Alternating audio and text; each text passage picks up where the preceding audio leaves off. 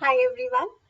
So today we are going to do the time periods in civil procedure code. Now, why are we doing this video is because हमें थोड़ा सा ये important हो जाता है कि आप टाइम पीरियड्स को रिवाइज करके जाएं बिफोर द एग्जाम। आप जनरली जब पूरी बैराक पढ़ते हैं तो भी आप उसको पढ़ रहे होते हैं, उसको रिवाइज कर रहे होते हैं, बट होता क्या है कि एग्जाम आते तक आप उसको भूल जाते हैं। So what I want you to do with this video is कि आप एक लिस्ट बना लें इन सारे टाइम पीरियड्स की, जैसे मैं आपको पढ़ाऊंगी।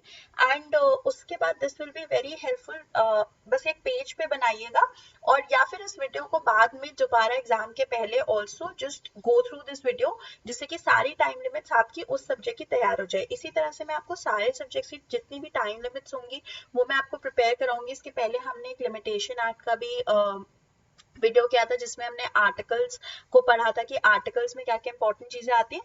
तो लेट्स स्टार्ट दिस वीडियो। बीच में कोई डाउट वगैरह आएगा तो यू कैन आस्क मी। वैसे इसमें कुछ डाउट का नहीं है। दिस वीडियो इज स्पेसिफिकली कि आप आज जब इसे पढ़ें तो आप इसे याद कर लें, ऑल्सो उसका एक चार्ट अपने पास बना के रख लें। So before we begin the session, please like and share the session and press the bell icon and subscribe to the channel. Also Unacademy पे आप जा सकते हैं। अभी हम लोग ने हरियाणा का पेपर दिया है। Please type in the comment section जितने लोगों ने हरियाणा का पेपर दिया कि आपका पेपर कैसा हुआ था।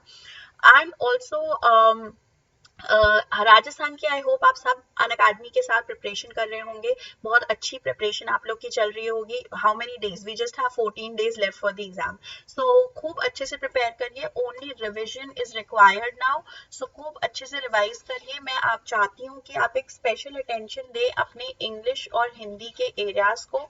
इंग्लिश एंड हिंदी के एरियाज को अच्छे से करें। पूरा का पूरा 30 मार्क्स का पेपर आपका इंग्लिश और हिंदी का आएगा। सो उसको अच्छे से प्रिपेयर करिएगा। You can get on Unacademy and compete with thousands of aspirants. Also आप लोग को इन्फॉर्मेशन देनी है कि 18 महीने का एक बैच शुरू हो रहा है विच इज कॉल्ड द योद्धा फाउंडेशन बैच, जो कि 17 नवंबर को स्टार्ट हो रहा है। So just 2 days left. Video quality is low. Is anyone else also feeling the same that the video quality is low? मेरे इंटरनेट का कुछ इशू हो गया है। Good afternoon. मेरे इंटरनेट का कुछ इशू है इसीलिए वो सेशन भी थोड़ा लेट स्टार्ट हुआ। But if it is something that you is bearable, something that you can watch, so I would request कि आप आज इसको देख लें। कल this will definitely be fixed. So this could be because of the internet issue. Is it something that आप लोग देख सकते हैं कि नहीं देख सकते हैं? माइनर एक्ट्स के जिस्ट करने हैं। ओके ठीक है, for sure will do the minor acts. अब इसके आगे करेंगे माइनर एक्ट्स को। ऑल्सो ये बैच है, इसको आप ज्वाइन कर सकते हैं। मैं इसमें आपको जीके पढ़ाऊंगी। बाकी करण सांगवान सर और अर्चना मैम भी इस बैच में पढ़ा रहे हैं। सो अगर आपको ये बैच ज्वाइन करना है तो आप उन्नति लाइव कोड का यूज करके आपको एडिशनल 10% डिस्काउंट मिलेगा एंड आप ये कोड यूज कर सकते हैं। You can join the batch as well. Unacademy पे मेरी फ्री स्पेशल क्लासेस भी होती हैं, जिसके लिए आप मेरी प्रोफाइल का लिंक आपको डिस्क्रिप्शन बॉक्स में मिल जाएगा, वहां से आप उसे फॉलो कर सकते हैं। And this is the batch that I was talking about. This will be helpful for all जो नॉर्थ इंडियन स्टेट्स हैं जहाँ पे जीके आती है, वहां के लिए हेल्पफुल होगा। Also we have plus subscription जो मैंने आपको बताया, उसके लिए आपको कोड यूज करना है उन्नति लाइव। ये तीनों टेस्ट तो हमारे खत्म हो चुके हैं। हरियाणा का एग्जाम हो चुका है, राजस्थान के ये 2 टेस्ट खत्म हो चुके हैं। Also type in the comment section आपके टेस्ट कैसे हो रहे हैं, व्हाट आर यू स्कोरिंग, आपके क्या मार्क्स आ रहे हैं। बिकॉज एक अगर आप राजस्थान को क्लियर करना चाहते हैं तो मैं चाहूंगी कि आप 70 का स्कोर टारगेट जरूर करें, because this will keep you in the safe zone. So 70 का टारगेट करके अब जो आपकी कमियां रह गई हैं, ये अगर आप मॉक टेस्ट में 70 स्कोर नहीं कर पा रहे हैं, सो कोशिश करिए कि जो आपके वीक एरियाज हो रहे हैं, अब तक आप उसको फिगर आउट कर चुके होंगे कि क्या आपके वीक एरियाज होंगे, उनको पढ़ाई करिए, उन पे ध्यान दीजिए। जो आपको आता है वो आपको आता है। Be very confident with it कि जो मुझे आता है वो तो मुझे आता ही है, जो मुझे नहीं आता है वो मैं उसका करूंगा। यस, 19th को है उत्तराखंड का APO. Is your general knowledge going well? General knowledge बहुत इंपॉर्टेंट है एपीओ के पेपर के लिए। सो आई होप सबकी जनरल नॉलेज की प्रेपरेशन अच्छी होगी। Please look at the Haryana judiciary paper जो अभी हुआ है 13th को। उसमें जो भी जनरल नॉलेज के क्वेश्चन आए थे, 5-6 ही क्वेश्चन है, उनको पढ़ लीजिएगा। मैं आपको बता भी देती हूँ कि क्या क्वेश्चन आए थे। टोक्यो ओलंपिक्स के बारे में पूछा गया था कि टोक्यो ओलंपिक्स में इंडिया की मेडल रैली क्या रही है। And this question was there and there few other questions, but उसको पढ़ के जाइएगा, एक बार देख लीजिएगा कि उसमें क्या क्वेश्चंस पूछे गए थे, बहुत ही इजी क्वेश्चंस आए थे उसमें। राजस्थान का लास्ट टेस्ट जो है वो 21 नवंबर को है, बट राजस्थान के फुल लेंथ टेस्ट जो है वो मैं भी आपके प्रिपेयर कराऊंगी, और मतलब मैं कराऊंगी वो अनअकैडमी के प्लेटफॉर्म पे।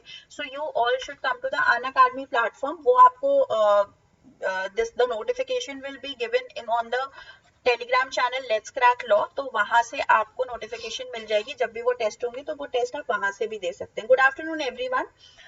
Also the rapid revision series is going on, जिसको आप अटेंड कर सकते हैं। These are the regular mock test that are available on Unacademy plus subscription. जैसे जो बैच है उसके लिए आप 18 मंथ्स का सब्सक्रिप्शन ले सकते हैं और उन्नति लाइव कोड यूज कर सकते हैं, जिससे आपको 10% डिस्काउंट मिलेगा।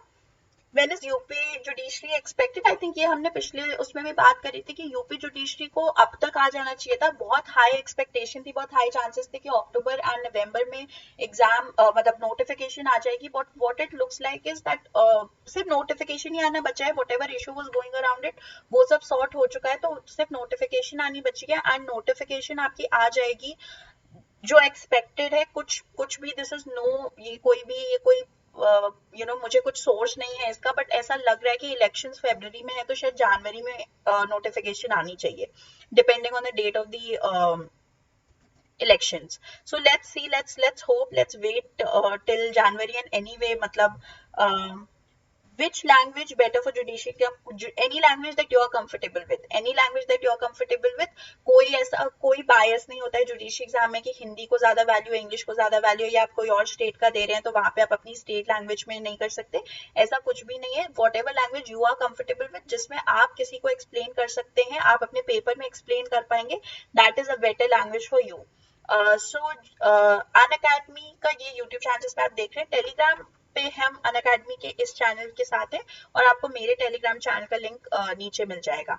चलिए लेट्स बिगिन दी सेशन। सो हम लोग इसमें सेक्शंस और ऑर्डर्स एग्जैक्टली विवेक, सो हम इसमें सेक्शंस और ऑर्डर सब कुछ करेंगे जो, और लिसन, हम लोग वो कर रहे हैं जो डेज हमारे, जो टाइम पीरियड्स हमारे लिए इंपॉर्टेंट है, जो एग्जाम में पूछे जाते हैं, जो ऑफन एग्जाम में पूछे जाते हैं। टाइम पीरियड्स अगर हम ओवरऑल सारे सब्जेक्ट्स का मिला के देखें तो आपको 3 से 4 क्वेश्चंस मिल जाएंगे टाइम पीरियड के, या फिर वो कुछ 2 से 3 भी कह सकते हैं, और 2 से ही 3 क्वेश्चंस आपको पेनल्टीज पे भी मिलते हैं। पेनल्टीज, फाइन, ये बड़े ही फैक्चुअल क्वेश्चंस होते हैं, बहुत ही फैक्चुअल क्वेश्चंस होते हैं, और यूजुअली हम भूलते हैं इनको। तो जैसे एक स्टूडेंट होता है जो एक फर्स्ट प्रेपरेशन करते हैं, जब हम अपनी फर्स्ट प्रेपरेशन करते हैं तो हम बहुत अच्छे से सब कुछ करते हैं, हमें याद रहता है, बट विद टाइम ये चीजें, क्योंकि ये कॉन्सेप्ट नहीं होते, ये फैक्चुअल नॉलेज होती है, तो इसमें हम कंफ्यूज हो जाते हैं, भूल जाते हैं, तो उसके लिए आज का वीडियो बहुत इंपॉर्टेंट है। ओके, सो पहला है डिटेंशन एंड रिलीज। तो ये सेक्शन 58 में हमें कुछ टाइम पीरियड्स दिए हुए हैं वहां पे, और कुछ पेनल्टीज भी दी हैं। सो इन्होंने क्या कहा है, every person detained in the civil prison in execution of a decree shall be so detained where the decree for the payment of sum of money exceeding 5K, मतलब 5,000 से ज्यादा, तो वहां पे उनका डिटेंशन होना चाहिए 3 मंथ्स का। तो आपको ध्यान रखना है 5K कि अगर आपकी मनी डिक्री 5,000 से ज्यादा की है, is for the sum of money exceeding 5,000, तो आपको 3 महीने तक की सजा वहां पे हो सकती है। फिर where the decrees of the payment of sum of money exceeding 2,000, जहां पे 2,000 से ज्यादा की है, वहां पे आपको 2 से 5,000, 2 से ज्यादा बट 5,000 से कम, क्योंकि 5,000 से ज्यादा में 3 मंथ्स का हो रहा है, वहां पे आपको जो सजा मिलेगी वो होगी 6 वीक्स की। अब मुझे एक बात बताइए, अगर 2,000 से कम की मनी डिक्री है तो इसके लिए डिटेंशन क्या है? क्या कोई डिटेंशन है सिविल प्रिजन में इसके लिए? अगर 2,000 से कम की मनी डिक्री है तो डिटेंशन है सिविल प्रिजन में कि नहीं है? क्या प्रोवाइडेड है सीपीसी में? I want answers from everyone. ये तो मैंने आपको बता दिया कि 5,000 से अगर ज्यादा की डिक्री हुई मनी डिक्री तो 3 महीने की सजा होगी, 2,000 से 5,000 के बीच में हुई तो 6 महीने की सजा होगी। 2,000 से अगर कम की डिक्री है तो डिटेंशन है कि नहीं है? This is what you have to answer me in the comment section. Next question, next section, section 74 जो बात करता है रेजिस्टेंस टू एग्जीक्यूशन की. किसी ने मुझे आंसर नहीं किया इसका. व्हाट शुड आई अज्यूम कि आपको नहीं पता है कि आपको पता है. अगर 2000 से कम की मनी डिक्री है तो उसके एग्जीक्यूशन के लिए कोई भी डिटेंशन नहीं होता है. कोई भी डिटेंशन, करेक्ट अत्य, करेक्ट मीनू, वेरी नाइस. कोई भी डिटेंशन प्रोवाइडेड नहीं है. ये बहुत ही इंपॉर्टेंट है, इसको याद रखिएगा. ये time periods are very important, please remember this. Then resistance to execution मतलब अगर कोई एग्जीक्यूशन हो रहा है और उसको कोई इंसान रेजिस्ट कर रहा है तो where the court is satisfied that the holder of a decree for the possession of immovable property और that the purchaser of immovable property sold in execution of a decree has been resisted और obstructed in obtaining possession of the property by the judgment debtor. मतलब decree holder उसको execute करा रहा है तो उसको resist कौन करेगा? जो आपका जजमेंट डेटर होगा. Or some person on his behalf, and that such resistance or obstruction was without just any just cause, the court may at the instance of the decree holder or purchaser order the judgment in the civil prison for a term which may extend to 30 days. तो आपको क्या याद रखना है यहाँ पे? What is important for you to remember is 30 days का civil prison मिलेगा. अगर कोई भी इंसान रेजिस्ट करता है एग्जीक्यूशन को तो उसको सिविल प्रिजन मिलेगा 30 डेज का. You have to remember this. Fine. Now let's move to the next section, which is 135A, which talks about exemption of members of legislative bodies from arrest and detentions under civil process. So यहाँ पे एक list दी हुई है कि कौन कौन लोगों को आप उनको एग्जेम्पशन है अरेस्ट और डिटेंशन से. So no person shall be liable to arrest और detention in prison under civil process if he is a member of either house of parliament, the legislative assembly, council, legislative assembly, ये सब अभी हमारे लिए important नहीं है. if he is a member of any committee, either house of parliament, किसी committee के member है, या if he is a member of either house of parliament or legislative assembly, council, having both, this is all okay. अगर वो ये सारे members हैं कहीं के भी, मतलब वो किसी भी legislative body के अगर member हैं तो उनको arrest और detention से एग्जेम्पशन है 135A में. ये तो सबको पता है. इसके बाद जो इसमें टाइम पीरियड इंपॉर्टेंट है, तो जिस समय पे वो मेंबर है उस टाइम पे and during the 40 days before and after such meeting, sitting और कॉन्फ्रेंस. मतलब जब वो सिटिंग कॉन्फ्रेंस चल रही है तब भी आपको एग्जेम्पशन है, और उस सिटिंग या कॉन्फ्रेंस, यहाँ पे ऐसे लिखिए अपने पास, सिटिंग, कॉन्फ्रेंस, मीटिंग के 40 डेज इधर एंड 40 डेज इधर आपको एग्जेम्पशन मिलता है from arrest and detention. Okay, आपको एग्जेम्पशन मिलता है फ्रॉम अरेस्ट एंड डिटेंशन. तो ये 40 डेज का पीरियड एग्जाम में पूछा जाता है और इसको आप ध्यान रखिएगा. This 40 days period is asked, इस चीज का ध्यान रखिएगा. नाउ नेक्स्ट सेक्शन 148 जो बात करता है enlargement of time. So where any period is fixed or granted by the court for the doing of any act prescribed or allowed by this court, the court may in its discretion from time to time enlarge such time. जैसे आप बहुत बार देखते होंगे कि लिखा होता होगा कि कोर्ट का डिस्क्रिशन, मतलब एक टाइम पीरियड वो लोग प्रोवाइड कर देते हैं और उसके बाद वो लिखते हैं कि कोर्ट में इसका डिस्क्रिशन है कि इसके आगे कोर्ट चाहे तो इस टाइम को एक्सटेंड कर सकती है. सो वो कितना टाइम एक्सटेंड कर सकती है, विच इज 30 डेज.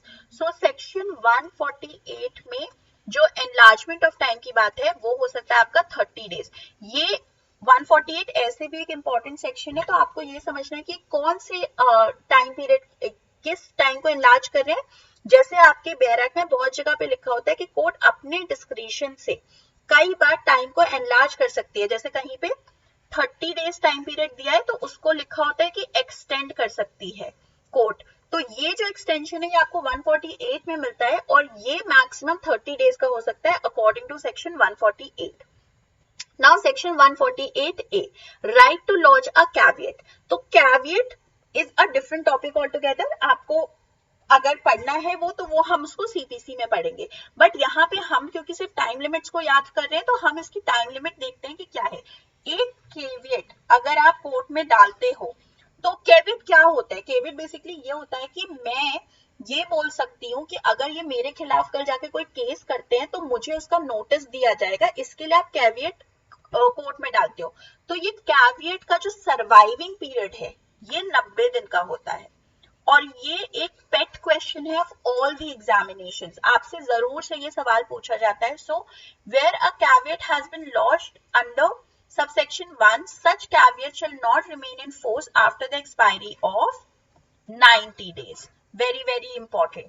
So क्या होता है इसमें प्रैक्टिकली मैं आपको बता रही हूँ कि 90 दिन के लिए आप कैविएट डालते हो, फिर जैसे ही वो 90 दिन एक्सपायर होता है फिर आपको नया कैविएट डालना होता है, फिर वो 90 दिन एक्सटेंड होता है। तो ऐसे तो 90 डेज इज द बेसिकली आपको ऐसे याद रखना है कि 90 days is the life of the caveat. now we have come to orders, जो उधर हमारे इंपॉर्टेंट टाइम पीरियड से सेक्शंस में वो हमने कर लिए। सो आपका जो ऑर्डर 5 है वो बात करता है issue and service of summons. तो इसमें ऑर्डर 5 रूल 1 जो हमें सबसे पहले डिस्कस करना है, when a suit has been duly instituted a summons may be issue to the defendant. जब सूट पूरा इंस्टीट्यूट हो जाता है तो समन दिया जाता है डिफेंडेंट को to appear and answer the claim, कि वो अपनी बात आके कोर्ट में कह सके, and to file the written statement of his defence if any within 30 days from the date of service of such summons on that defendants। मतलब उनको अपने समन्स जो है समन्स मिलने के 30 दिन में उन्हें अपना ये देना होता है WS written statement, provided that no such summons shall be issued when the defendant has appeared at the presentation of the plaintiff and admitted। मतलब अगर वो आ गए हैं तो that is not important कि आप उस पर summons वो करें। उसके बाद हम ऑर्डर 7 रूल 9 पे जाते हैं, जिसमें एक टाइम पीरियड हमारे को दिया हुआ है ऑर्डर 7 रूल 9 में। तो ऑर्डर 7 रूल 9 बात करता है procedure on admitting plaint, where the court orders that the summons be served on the defendants in the manners provided in rule 9 or of order 5, it will direct the plaintiff to present as many copies of the plaint on plain paper as there are defendants within 7 days। यहाँ पे आपको order 7 rule 9 में याद रखना है कि 7 days का time period दिया है from the date of such order along with requisite fee for service of summons on the defendants. मतलब जैसे ही हमने प्लेन डाली उसके 7 दिन में आपको समन्स को सर्व करना होता है, ठीक है, समन सर्व करना होता है आपको। Where the court orders that the summon be served on the defendants in the manner provided in Rule 9 of Order 5। Summons कैसे सर्व होते हैं? जो manner provided होता है Rule 9 of Order 5। It will direct the plaintiff to present as many copies of the plaint on plain paper as there are defendants within 7 days from such order along with requisite fee for service of such summons on defendant। तो जब आपने plane डाली उसके 7 दिन में आपको ये copies को लेके आना है। ओके, ये कॉपीज को लेके आना है कोर्ट के पास, ठीक है। उसके बाद ऑर्डर 8 रूल 1 पे चलते हैं, रिटन स्टेटमेंट जो हम ऑलरेडी पढ़ चुके हैं। The defendant shall at or before the first hearing of or within such time as the court may permit present a written statement of his defence provided that where the defendant fails to file the written statement within the set period of 30 days। Written statement file करने का जो time है वो है 30 days. आपको अपना written statement file करना है 30 डेज में। allowed to file the same on such other day as may be specified by the court for reasons to be recorded in writing but shall not be later than 90 days। मतलब कि 30 days में आपको अपना written statement file करना होता है और 90 days is the maximum period which you have to file your written statement, ठीक है। 90 days is the maximum period. But अगर आपके पास आपकी बेयर एक्ट है तो I would like you to come to order 8 rule 1। एक बार मेरे साथ ऑर्डर 8 रूल 1 पे आइए। I have to tell you something यहाँ पे जो कि एक बार आपसे पूछा गया था दिल्ली जुडिशरी के प्रीलिम्स में, जो कि मैंने यहाँ पे रिप्रोड्यूस नहीं किया है। If you have your bear acts with you, order 8 rule 1 के बाद देखिए स्पेशल अमेंडमेंट लिखा है। If you can see it, special amendment लिखा है, उसमें लिखा है commercial dispute of a specified value. Now let's read this one. इसमें जो इंपॉर्टेंट चीज आपको याद रखनी है वो ये है कि जो कमर्शियल सूट के लिए आपको WS फाइल करना होता है उसमें आपके पास 120 डेज तक का टाइम होता है। and once this question was asked in the Delhi Judiciary paper. ठीक है, usually these special amendments and all these things are not asked in paper, so this is not a rule. This is definitely not a rule, but कभी कभी आपसे, क्योंकि DJS is extremely tough and they always try to make it difficult for you, so sometimes they ask these questions as well. So इसको जरा ध्यान से पढ़ लीजिए, commercial dispute of a specified value, इसको मार्क करके रख लीजिएगा, क्या पता है क्वेश्चन बार बार आ जाए.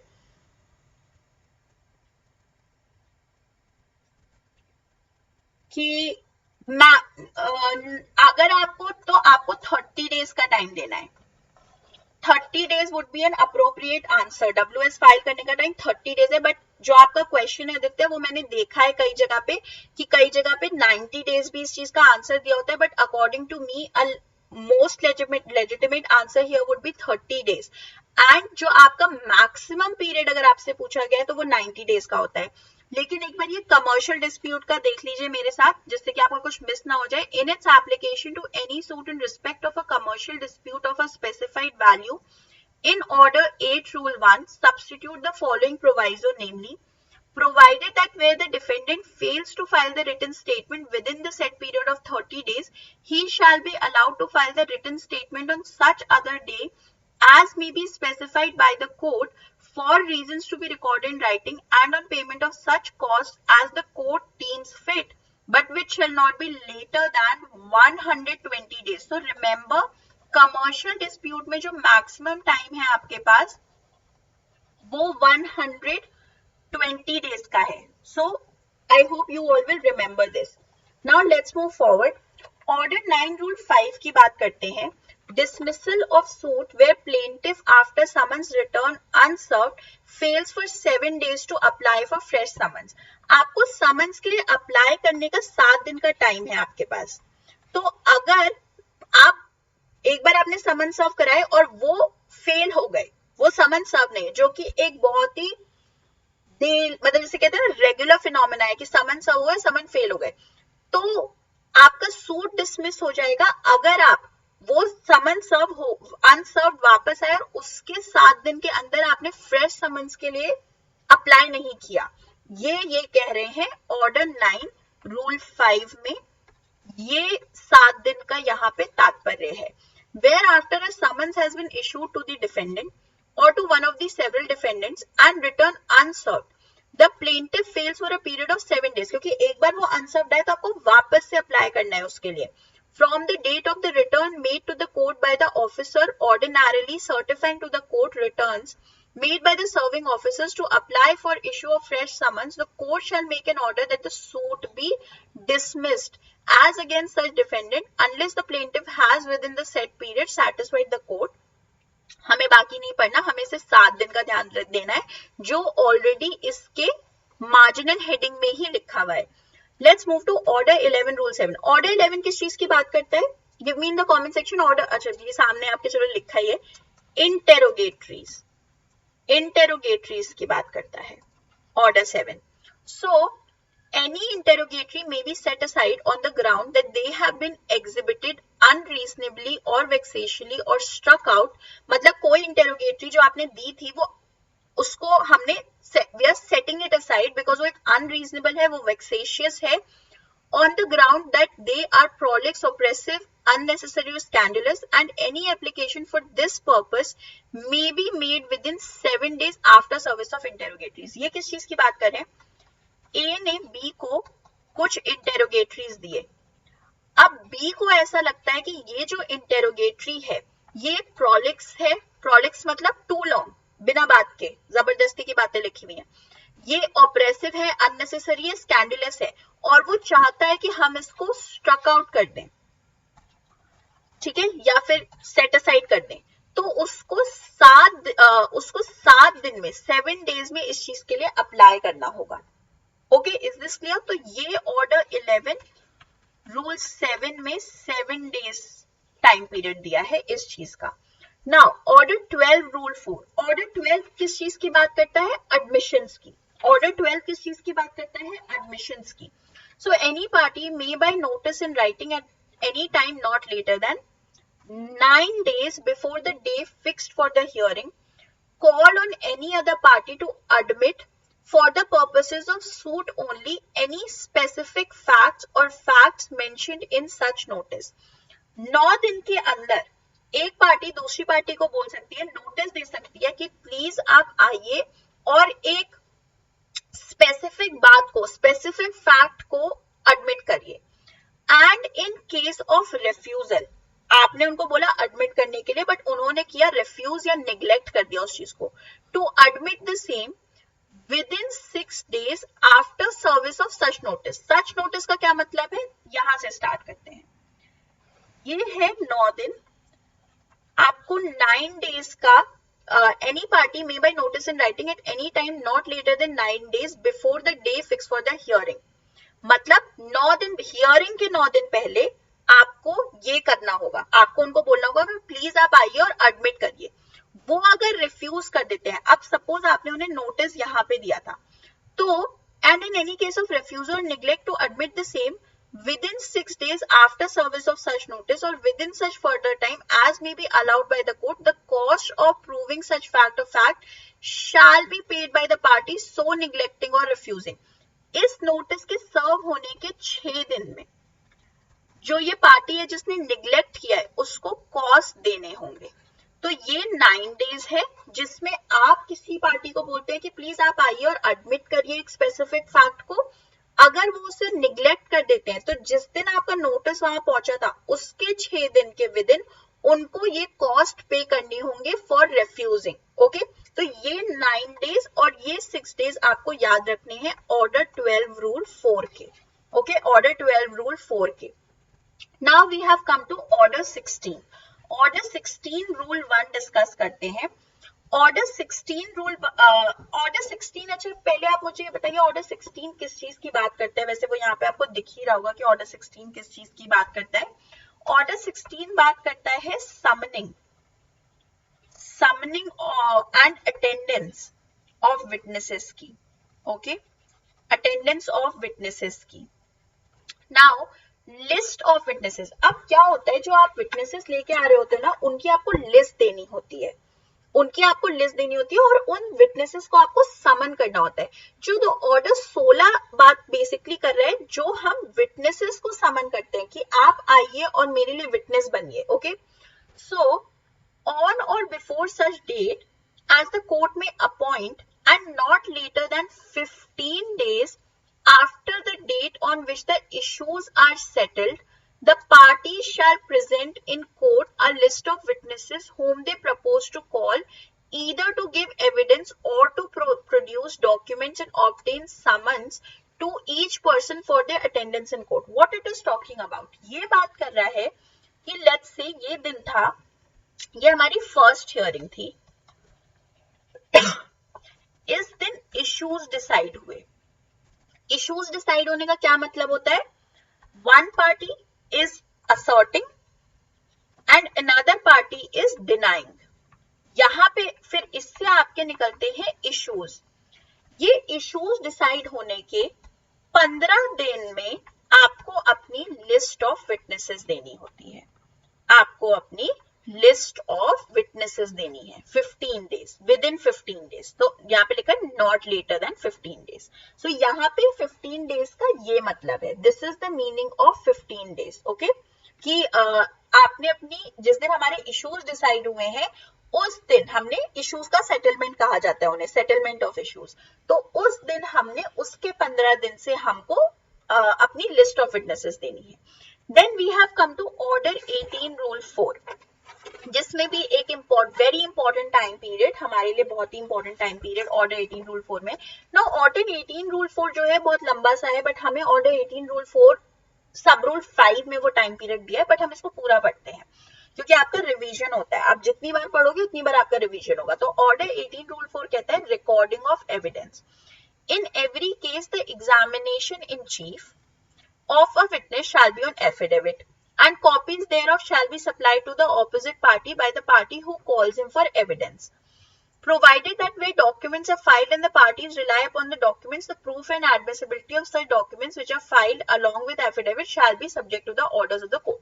Basically simple बात कह रहा है कि एग्जामिनेशन इन चीफ जो है वो एफिडेविट पे होगा. फिर हम लोग आगे चलते हैं. The evidence cross-examination and re-examination of the witnesses in attendance whose evidence by affidavit has been furnished to the court shall be taken either by the court or commissioner. तो ये आपको वैसे भी अपने prelims के लिए याद रखना है कि जब आप examination in chief affidavit पे होगा और cross examination और re-examination आपका इस पे होगा कोर्ट और कमिश्नर, दोनों में से कोई भी आपका री-एग्जामिनेशन और क्रॉस एग्जामिनेशन करेगा. So provided that the court may, while appointing a commission under this sub rule, consider taking into account such relevant factors as it thinks fit. The court or the commissioner. Now, अब मैंने आपको बस इतनी सी बात बता दी, ये सब ना हमारे लिए इंपॉर्टेंट नहीं है. यहाँ पे हमारे लिए इंपॉर्टेंट ये कि कमिश्नर क्या करता है ना, वो अपनी एक रिपोर्ट बनाता है. जब वो आपका एग्जामिनेशन लेता है तो अपनी रिपोर्ट बनाता है, उसके रिलेशन में हमें कुछ डिस्कस करना है. The report of the commissioner shall be submitted to the court appointing the commission within 60 days from the date of issue of commission unless the court for reasons to be recorded in writing extends the time. मतलब मैंने आज आपको commissioner appoint किया, अब आपको ये जो करना है ना, जो भी आप करना चाहते हैं, ये क्रॉस एग्जामिनेशन, ये आप करिए और 60 डेज में मुझे रिपोर्ट बना के दीजिए. जिस दिन से मैंने आपको अपॉइंट किया, जिस दिन से आपने वो स्टार्ट किया है, उसके 60 डेज में आपको मुझे रिपोर्ट देनी है. सो ये है आपका important part from the time period. Okay, then order 18 rule 4. अच्छा, ये ऑर्डर 18 रूल 4 दो बार आ गया, या तो we have done that. Now आते हैं ऑर्डर 20 रूल 1. बहुत इंपॉर्टेंट है, दो टाइम पीरियड्स हैं, 30 डे और 60 डेज. जजमेंट सिंपल, ये जो बात कह रहा है, जिस दिन आपने the court after the case has been decided shall pronounce the judgment in open court at once, या फिर जब आपने जैसे केस को डिसाइड किया उसके 30 दिन में आपको जजमेंट प्रोनाउंस करना है. और अगर आप जजमेंट उसके 30 दिन में भी प्रोनाउंस नहीं कर पा रहे हैं तो 60 दिन में आपको जजमेंट प्रोनाउंस करना है. ठीक है, if you are unable to pronounce it in 30 days, you have to pronounce it in 60 days. All that you have to remember in this is this much only, that 30 दिन में करिए और फिर 60 दिन में करिए. Order 20 rule 6 से क्या कहता है? Preparation of decree. Every endeavor shall be made to ensure that the decree is drawn up as expeditiously as possible and in any case within 15 days from the date of which judgment is pronounced. मतलब judgement pronounce होने के 15 दिन में आपको decree drawn up करनी है. Now I hope you know कि judgement पहले आता है, डिक्री बाद में आती है. जजमेंट आ गया, उसके बाद उसके हिसाब से डिक्री बनाई जाएगी. तो आपने जजमेंट दिया, उस जजमेंट के लिए let's say this was the judgment day, इसके 15 दिन में आपको डिक्री बनानी होगी. Okay, so then we have order 33 rule 9 which is important. Okay, order 33 rule 9 जो हमें डिस्कस करना है, विड्रॉल ऑफ परमिशन. ऑर्डर 33 सबको पता है, इंडिजेंट सूट की बात करता है, राइट? इंडिजेंट सूट की बात करता है order 33. Withdrawal of permission to sue as an indigent person. The court may, on the application of the defendant or of the government pleader, of which 7 days clear notice in writing has been given to the plaintiff, order that the permission granted to the plaintiff to sue as an indigent person be withdrawn.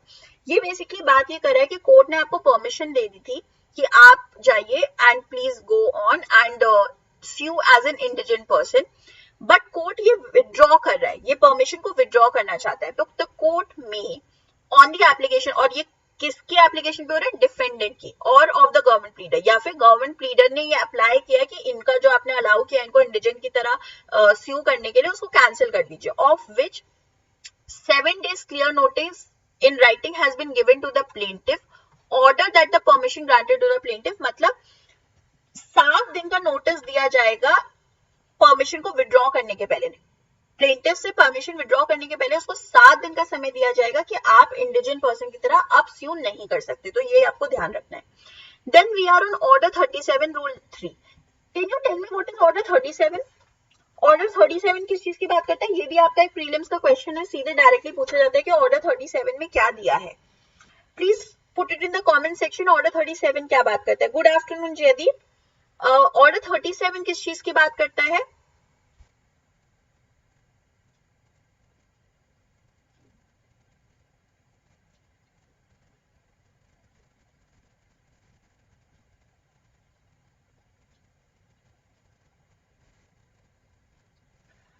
Order 37 बात करता है summary procedure की. Okay, it talks about summary procedure. तो summary procedure के नाम से पता चल रहा है कि हम शॉर्ट में केस को निपटाएंगे. सो बेसिकली यहाँ पे आपको 10 डेज का पीरियड याद रखना है. You have to remember 10 days. 10 days is the important term here, important time period. उसमें होता क्या है कि प्लेंटिफ ने बोला कि मैं, करेक्ट मीनू, मैं समरी प्रोसीजर से चाहता हूं कि मेरा केस सॉल्व हो जाए. तो डिफेंडेंट को ना अपनी अपीयरेंस देनी होती है. ये अपीयरेंस सबमिट करने का जो टाइम है 10 दिन का.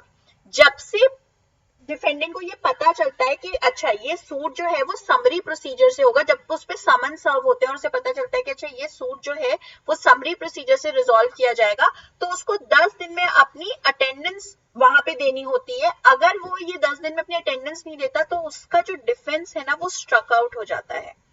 डिफेंस स्ट्रक आउट का क्या मतलब है, इसको कमेंट करके बताइएगा. कमेंट में बताइए डिफेंस स्ट्रक आउट होने का क्या मतलब होता है. और यहाँ पे आपको याद रखना है 10 दिन का time. Then order 39 rule 2A, consequence of disobedience और ब्रीच ऑफ इंजंक्शन. जो लोग ब्रीच करते हैं, हमने आपके खिलाफ कोई इंजंक्शन ऑर्डर दिया और आपने उसका ब्रीच कर दिया, तो अब आपके साथ क्या होगा वो हम यहाँ पे पढ़ेंगे. आप जाएंगे सिविल प्रिजन में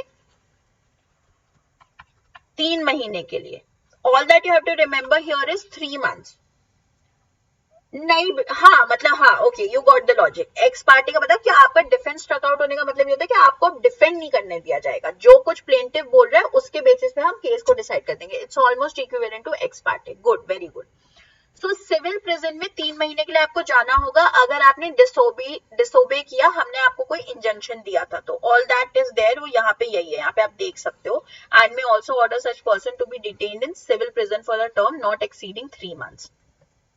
Then order 39 rule 2A, consequence of disobedience. अच्छा ये तो हमने कर लिया. Order 39 rule 3A, court to dispose of application for injunction within 30 days.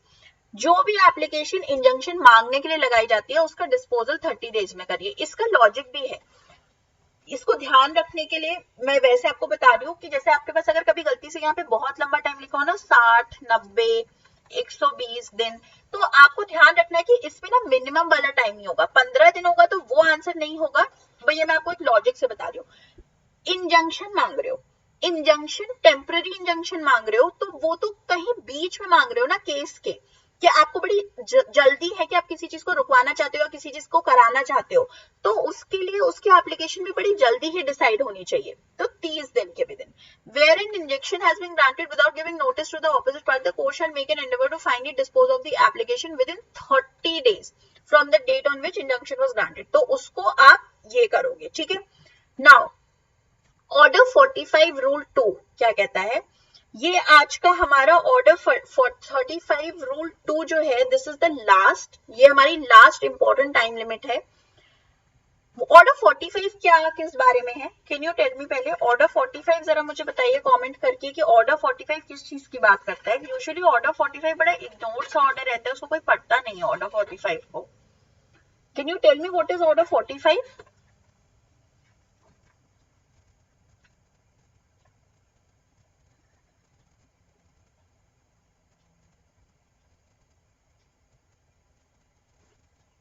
Appeal की बात करता है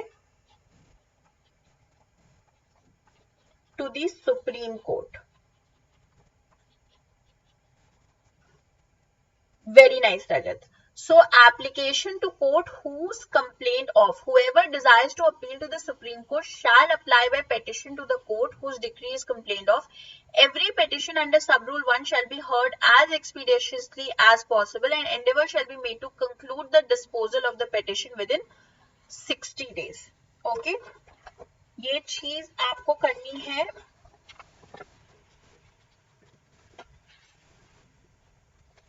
I need to check this time limit. Why do I remember this is not 60 days?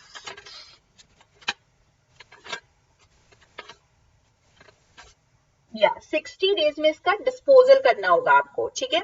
60 days में you have to dispose it. So there is no other time limit which is per se important for your prelims purposes, but I would suggest कि आप इसका एक list जरूर prepare करिएगा and in time limits को याद करके जाइएगा for the examination. This will be extremely important for you and extremely helpful.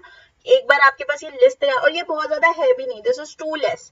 ये तो आप 5 मिनट में रिवाइज कर लोगे. सो एग्जाम के पहले से जरूर देख के जाइएगा, इसमें से अगर एक क्वेश्चन आया तो this will be very very good and आपके मार्क्स पूरे अच्छे से वहां पे आएंगे. So thank you so much everyone for joining in, and before you leave, like and share the session and press the bell icon and subscribe to the channel as well, and we will be coming up with more of such sessions. I've taken everyone's request that Rajasthan के कुछ gist में कराने हैं आपको minor subjects, तो वो भी हो जाएगा. एंड यू कैन, आपको राजस्थान के फुल लेंथ टेस्ट देने हैं तो आप अनअकैडमी पे वो मैं कंडक्ट कराऊंगी, उनको आप वहां पे दे सकते हैं. Thank you so much.